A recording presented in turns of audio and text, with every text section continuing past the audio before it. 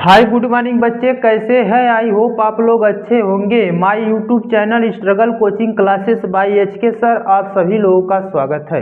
बच्चे आज हम लोग ट्रांसफॉर्मेशन में टाइप 4 के बारे में पढ़ेंगे। टाइप 3 के बारे में जो भी बच्चे वो वीडियो नहीं देखे हैं, डिस्क्रिप्शन बॉक्स में लिंक राइट है, वो ईजिली यानी आसानी से देख सकते हैं। चलिए बच्चे स्टार्ट करते हैं ट्रांसफॉर्मेशन के टाइप 4। टाइप 4 की बात करें बच्चे, यदि दुनिया का कोई भी वाक्य हो, यदि उस वाक्य में, उस सेंटेंस में एस सुन एस आया हो, एस सुन एस आया हो, तो ऐसे सिचुएशन में, ऐसे कंडीशन में हमें नो सूनर का प्रयोग करना है और मेरा सेंटेंस सही हो जाएगा। लेकिन बच्चे किस प्रकार करना है आइए जानते हैं। यदि दुनिया का कोई भी वाक्य प्रेजेंट इंडेफिनिट का है तो ऐसे सिचुएशन में सबसे पहले हमें नो सूनर का प्रयोग करना है, फिर डू या डज में से किसी एक को राइट करना है, लिखना है कर्ता के अनुसार, फिर सब्जेक्ट राइट करना है, फिर वर्ब राइट करना है, फिर उसके बाद देन राइट करना है, फिर दूसरा सेंटेंस का सब्जेक्ट राइट करना है, फिर वर्ब की first form object other word आया है तो लिखेंगे अन्यथा छोड़ देंगे। सर ये सब कहाँ से लिखना है? तो उसी वाक्य से कॉपी करना है हमें दिमाग लगाकर। चलिए अगला बात करते हैं। यदि दुनिया का कोई भी वाक्य पास्ट इंडेफिनिट का है तो ऐसे सिचुएशन में भी हम लोग सबसे पहले नो सूनर राइट करेंगे, लोग डीड लगाएंगे, फिर सब्जेक्ट, फिर वर्ब की फर्स्ट फॉर्म, देन फिर दूसरा सब्जेक्ट, दूसरा सेंटेंस का, एक वाक्य में दो सेंटेंस होते हैं, फिर वर्ब की फर्स्ट फॉर्म, फिर ऑब्जेक्ट, फिर अदर वर्ड। तीसरा यदि बात करें रूल की, तो कोई यदि सेंटेंस क्या हो बच्चे, पास्ट परफेक्ट का हो, तो ऐसे सिचुएशन में नो सूनर पहले, फिर हैड, फिर सब्जेक्ट, फिर वर्ब की थर्ड फॉर्म, फिर देन, फिर दूसरे सेंटेंस का उसी में से सब्जेक्ट लिखेंगे, फिर वर्ब का थर्ड फॉर्म, फिर ऑब्जेक्ट, फिर अदर वर्ड। आया है तो राइट करेंगे अन्यथा छोड़ देंगे। देखिए हर सेंटेंस में दो टेंस है। देखिए यहाँ पर दो वाक्य है, एक वाक्य यहाँ पर है, एक वाक्य यहाँ पर, एक सेंटेंस यहाँ, एक सेंटेंस यहाँ। हर वाक्य में दो दो सेंटेंस मिलेंगे तो दोनों का सब्जेक्ट लिखना है। चलिए बच्चे एक वाक्य लेते हैं, डाउट क्लियर होगा। As soon as the teacher, जैसे ही टीचर कैम, जैसे ही शिक्षक आए, द स्टूडेंट स्टूड अप, विद्यार्थी खड़े हो गए। अब इसका निगेटिव कैसे बनाएंगे बच्चे, अर्थ भी न बदले और सेंटेंस निगेटिव हो जाए। चलिए तो यहाँ देखिए कैन शब्द आया है और सब्जेक्ट के जस्ट बाद यदि वर्ब की सेकेंड फॉर्म आती है तो वो कौन सा टेंस होता है, तो पास्ट इंडेफिनिट को होता है। तो हम लोग पास्ट इंडेफिनिट का रूल लगाएंगे। सबसे पहले नो सूनर राइट करना है, लिख देते हैं नो सूनर। उसके बाद डिड लगाना है, क्योंकि पास्ट इंडेफिनिट टेंस का निगेटिव बनाने के लिए डिड लगता है। फिर डिड राइट करेंगे,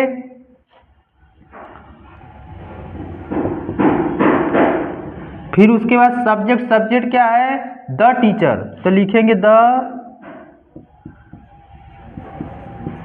टीचर। उसके बाद वर्ब की first form, past indefinite tense का निगेटिव जब बनता है तो डिड के साथ वर्ब की फर्स्ट फॉर्म लगता है।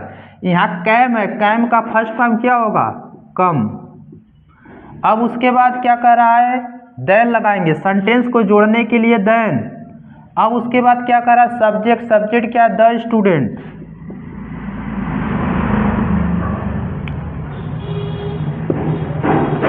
The students. अब क्या है, वर्ब की फर्स्ट फॉर्म, देखिए सॉरी वर्ब की फर्स्ट फॉर्म स्टूड अप क्या है, सेकेंड फॉर्म, इसका फर्स्ट फॉर्म क्या होगा, स्टैंड अप।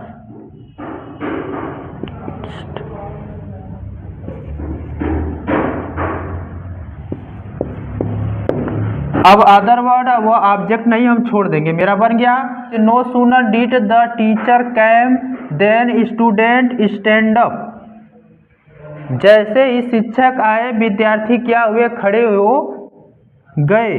देखिए यहाँ पर नो आ गया, निगेटिव भी बन गया और क्या, मेरा सेंटेंस का अर्थ नहीं बदला। इसका भी अर्थ एक ही होगा, इसका भी अर्थ एक ही होगा। जब डिड लगेगा तब, या कोई भी हेल्पिंग वर्ब वाक्य के लगेगा तो अर्थ एक ही हो जाएगा। अगला चलते हैं, डाउट क्लियर होगा। As soon as the teacher come, जैसे ही शिक्षक आते हैं द स्टूडेंट स्टैंड अप, विद्यार्थी खड़े हो जाते हैं।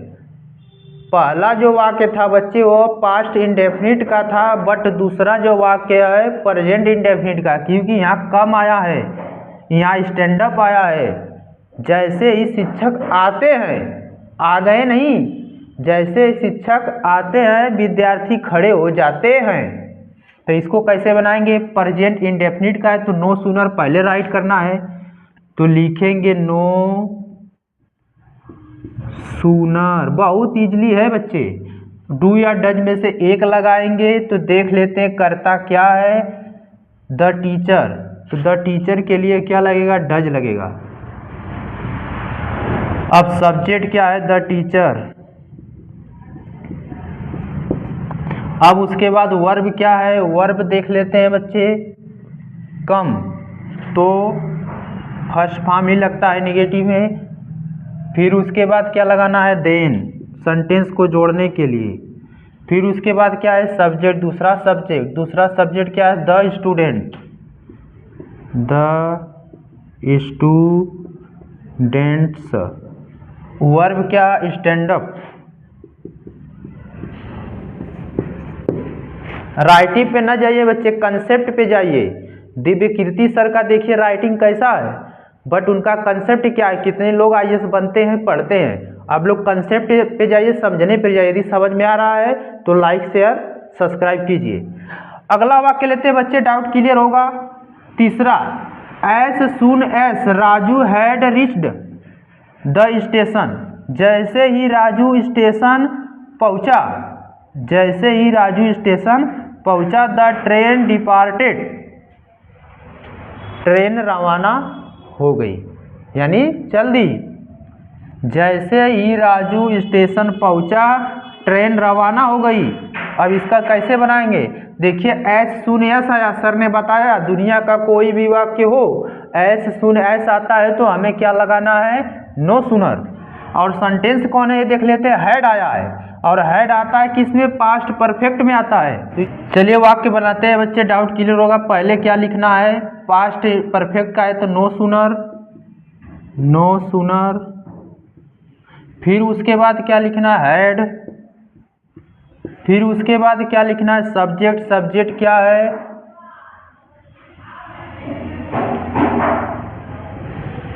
राजू। फिर उसके बाद क्या लिखना? वर्ब की थर्ड फॉर्म रिच्ड।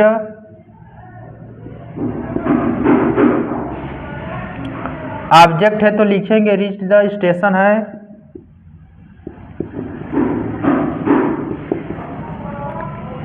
उसके बाद सेंटेंस को जोड़ेंगे देन। फिर उसके बाद क्या है बच्चे? सब्जेक्ट। सब्जेक्ट क्या है? दूसरा द ट्रेन। फिर उसके बाद वर्ब क्या है? Departed, full stop. यानी क्या बना? No sooner had Raju reached the station then the train departed. अगला वाक्य लेते हैं, डाउट क्लियर होगा बच्चे। एज सून एज, जैसे ही, I had just started reading, जैसे ही मैंने पढ़ना शुरू किया, द इलेक्ट्रिसिटी वेंट ऑफ, बिजली चली गई। जैसे ही मैंने पढ़ना शुरू किया, बिजली चली गई। इसका क्या होगा बच्चे? तो सबसे पहले देखिए हैड आया है तो तीसरा रूल लगेगा, पास्ट परफेक्ट है तो पहले नो सूनर, तो लिखेंगे नो सूनर। उसके बाद हैड लगाएंगे। उसके बाद सब्जेक्ट। सब्जेक्ट क्या है? आई। उसके बाद क्या लगाएंगे? वर्ब की थर्ड फॉर्म जस्ट स्टार्टेड।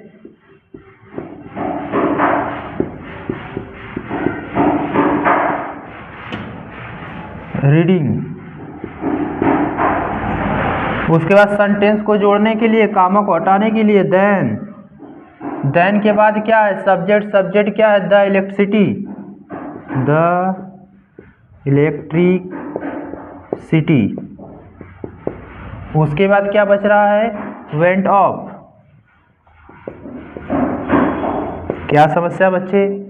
जैसे ही मैंने पढ़ना शुरू किया कि बिजली चली गई। 5वां वाक्य लेते हैं, एस सून एस, जैसे ही खुशी फिनिश्ड हर स्टडीज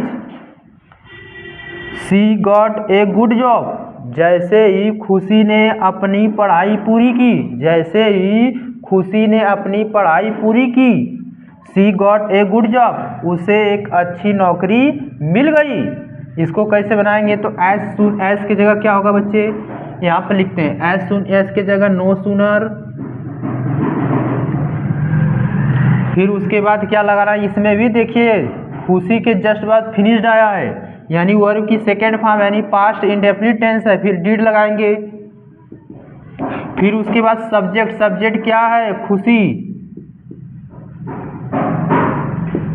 उसके बाद वर्ब की फर्स्ट फॉर्म, फिनिश्ड का फर्स्ट फॉर्म फिनिश।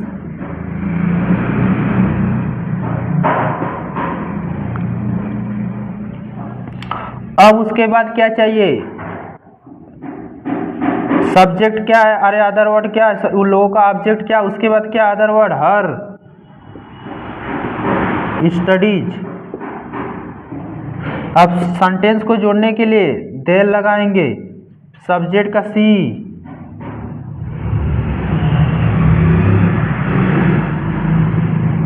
गॉट का गेट ए गुड जॉब। 6वां question, as soon as my sister, जैसे ही मेरी बहन घर पहुंची, एरिफ्स होम, घर पहुंची, सी बिगिंस टू कुक, वह भोजन बनाने लगती है। जैसे ही मेरी बहन घर पहुंचती है वह भोजन बनाने लगती है। इसका आंसर आप लोग बच्चे कमेंट बॉक्स में देंगे। ये प्रेजेंट इंडेफिनिट टेंस का है। बस बच्चे आज के लिए इतना ही। कल के क्लास में हम लोग देखेंगे ट्रांसफॉर्मेशन के टाइप 5। उससे पहले आप लोग चैनल को लाइक शेयर सब्सक्राइब कर दें ताकि टाइप 5 आप लोगों तक आसानी से वीडियो पहुंच सके। Thanks for you.